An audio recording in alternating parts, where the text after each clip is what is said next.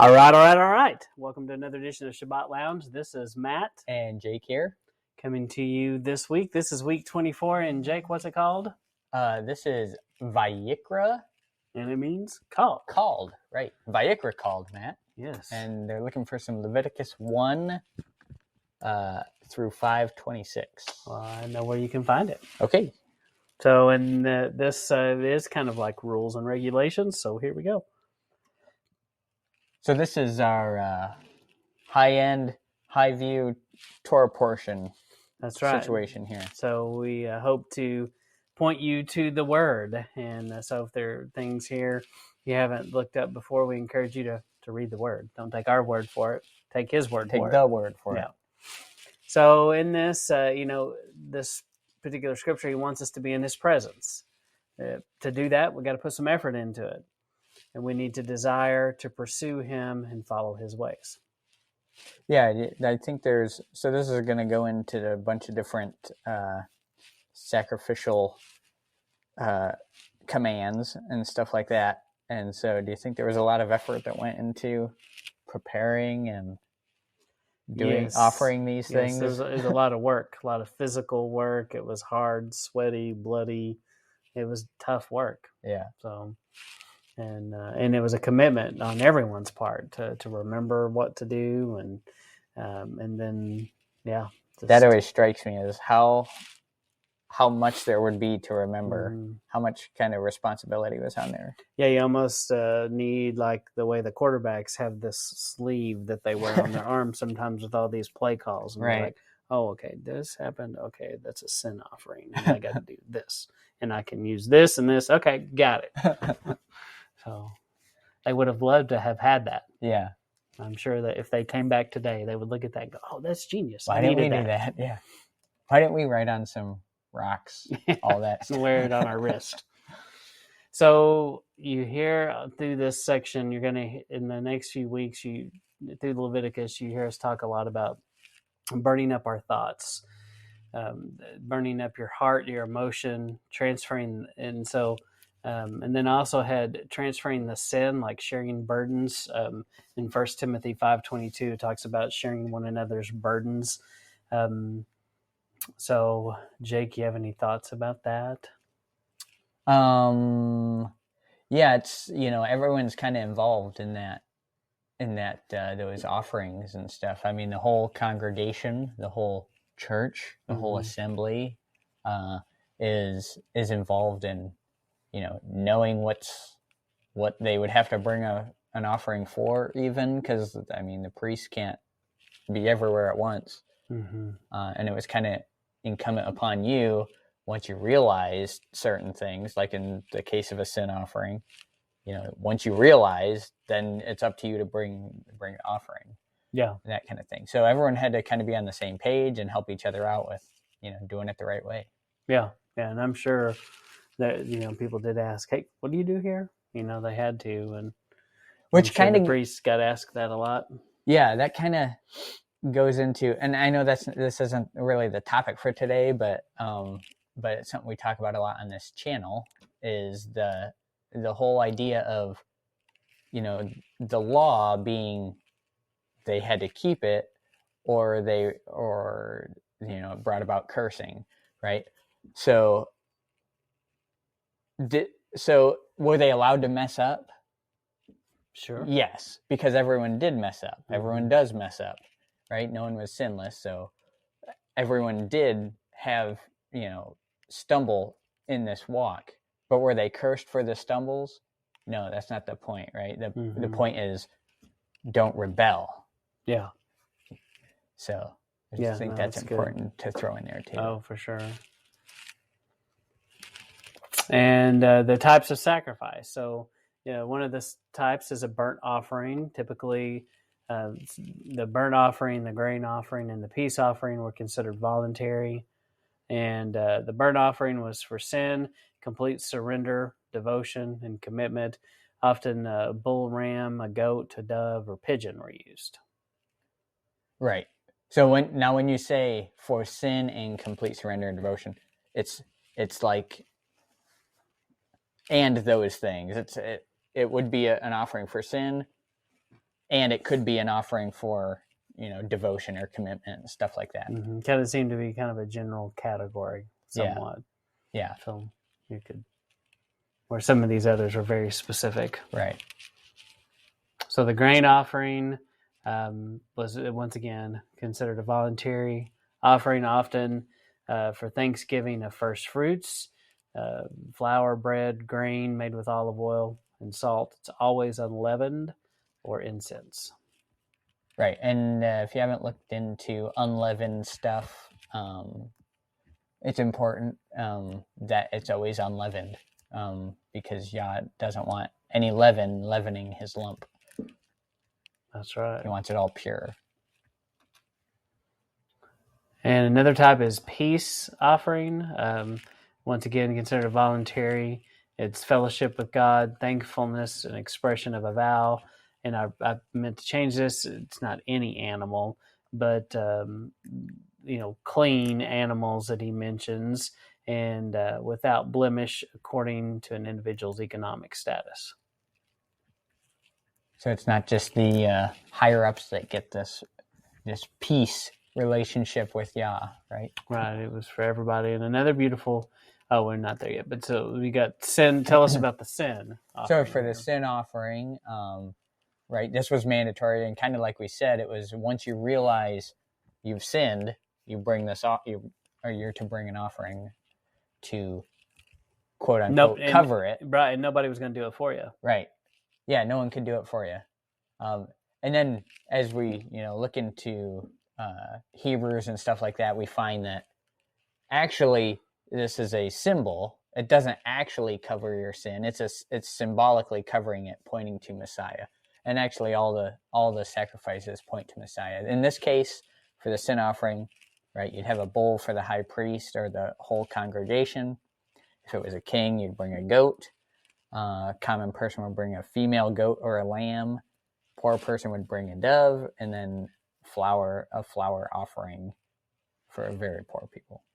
So, and then every one of these, sacrifices would tie into what Messiah. They're pointing to Messiah, of course.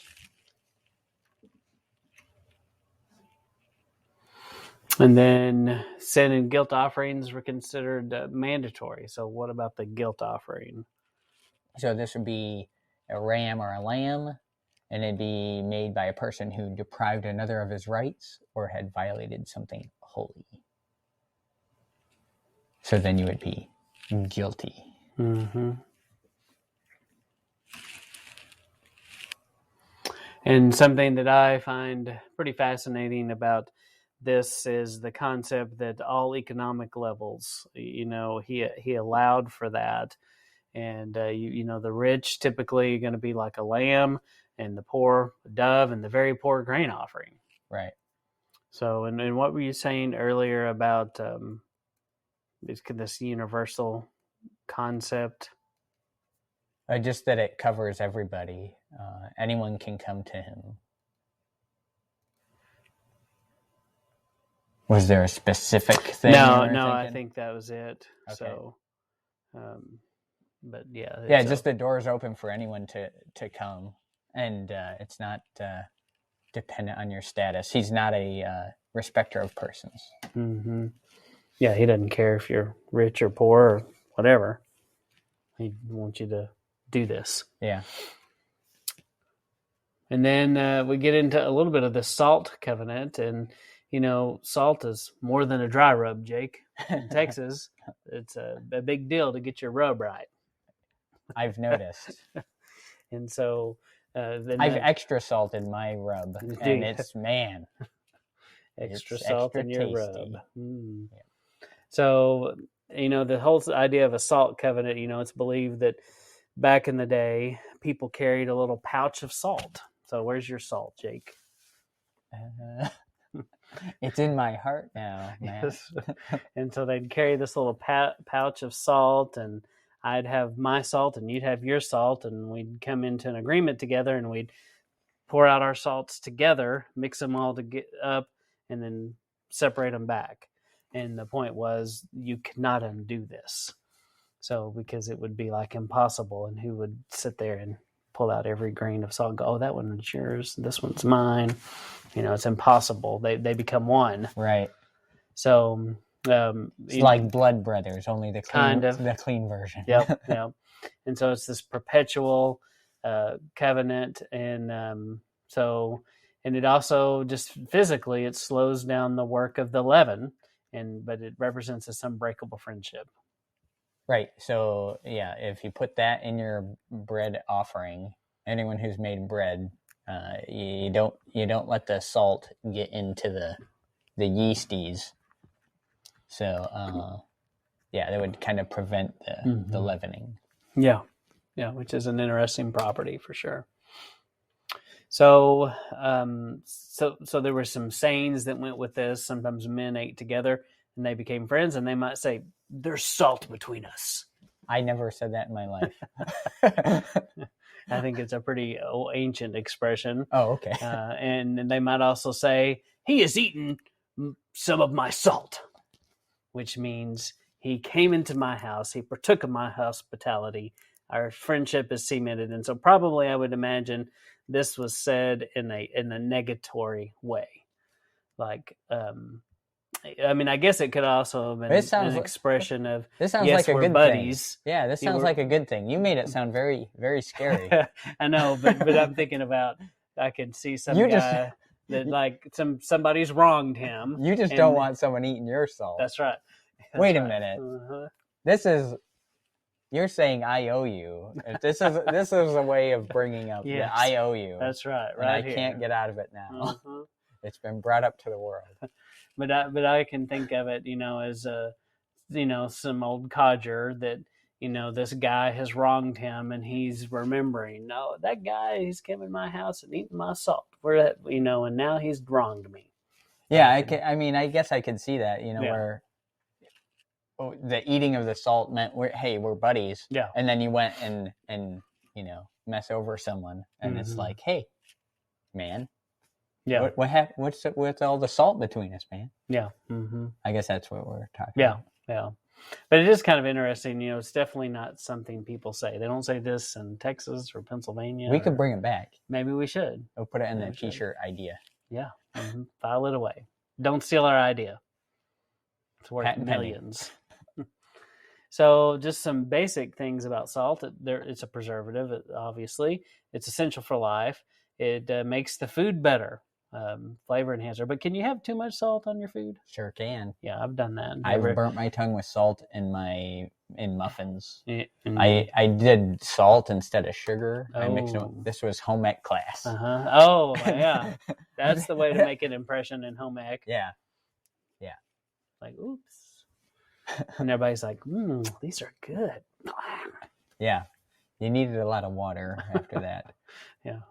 Which kind of goes to the point. It does. Right? We're going to talk about that. And salt is also used to purify. So all of these things seem to be very biblical in nature. Right. Not hard to see those connections. Jake, read this one. Salt doesn't change. Dissolve it, evaporate it, it all stays the same. So yeah, it's going to maintain its salinity. Well, I used to do an experiment when I taught this, and I would take salt water and I would talk to the kids, and we would find the mass of the salt, and we'd find the mass of the water, and then we put it together, and I would ask them, if the salt was going to stay the same, and after we boiled it and evaporated it, and and they would sometimes go, there would be less salt, there'd be more salt. So you made a still in the classroom. Yes. And so, it was always fascinating to see kids kind of waking up to this principle for the first time, and they're always amazed that there was so much salt, because it seemed to disappear in the clear water, but then it came back. Yeah. But anyway. Yeah, it's almost like a resurrection of sorts. Yes, kind of. Mm-hmm.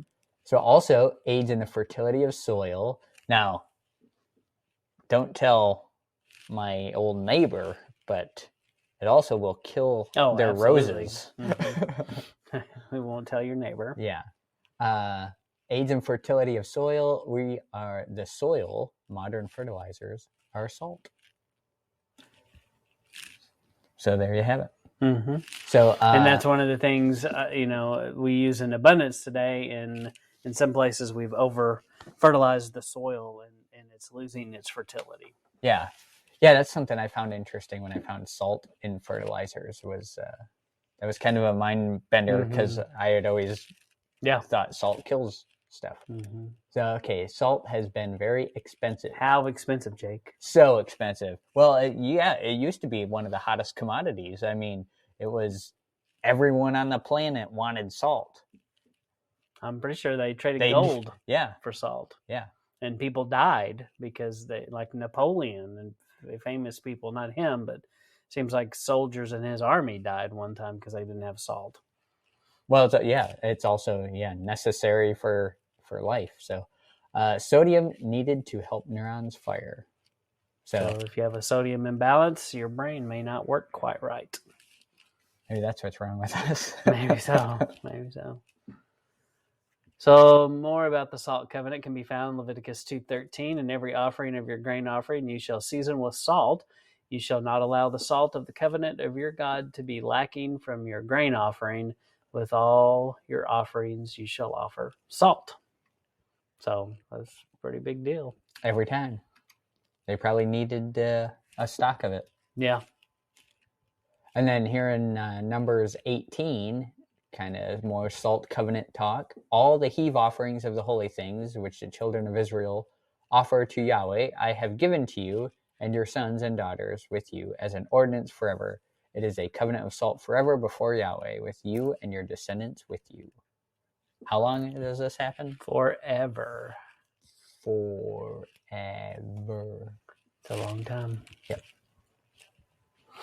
And then 2 Chronicles 13:5 said, should you not know that the Lord God of Israel gave the dominion over Israel to David forever, to him and his sons by covenant of salt? So does that, now, sometimes you'll hear forever doesn't really mean forever. It just means for that dispensation or for that time frame. So does David have dominion forever?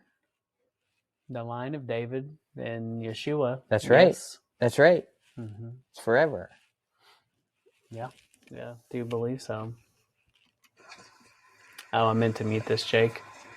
Well, I mean, sometimes you got to hear how the salt is made, man. I guess so. This is how the salt is made. So what does it mean to be the salt of the earth? Consuming salt makes you thirsty for the living waters, for one thing. Right.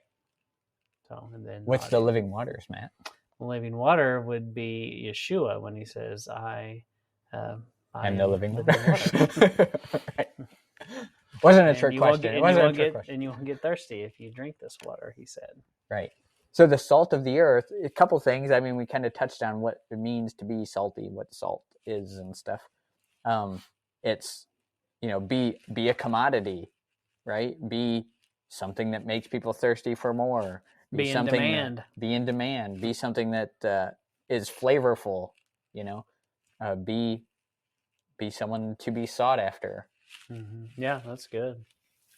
So it means several things, but be salty. Be a salty person. Be salty. And that's bringing us to the end of week 24.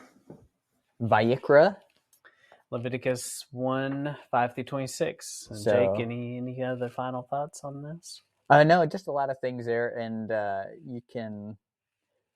why don't you see how Messiah falls into the different offerings and sacrifices. Mm-hmm. Some are pretty obvious. The sin offering is pretty obvious. But look into that and see kind of how it applies to each one of those. And I think we're going to do a podcast eventually where we kind of go into that in a little bit more detail. Yeah, we talked about that. Mm-hmm. So yeah, that's good. Even like the wave offering, the grain offering, and so a lot of people say he was the first fruits offering when he rose. again, and so there's a lot of interesting things to look at for sure there. Yeah. So, but as always, we appreciate you stopping by to look, to listen, and we appreciate you giving us a like. We appreciate if you want to just leave us like a shofar emoji. So Right. you can rate our show 5 shofars if you would like. Ooh, 5 shofars. That would be fine. 5 out of 5, preferably. Yep. So, but just anything like that helps us get the word out. Once again, we're not making money off of this, but we enjoy doing it, and it's kind of a you get the benefit of our trying to keep track of what we're studying. That's right. That's basically what this is. It's just our public version of our biblical study that we do. So yeah. So put comments too. Comments in the comments or questions. So we can kind of see how this is, affecting people. See if anyone's getting anything out of it. So yep. And but if you're just checking us out for the first time, Google Sabbath Lounge. You'll find a lot of content out there in different platforms, different topics and subjects. And we do appreciate you stopping by and listening. And this is Matt and Jake signing off.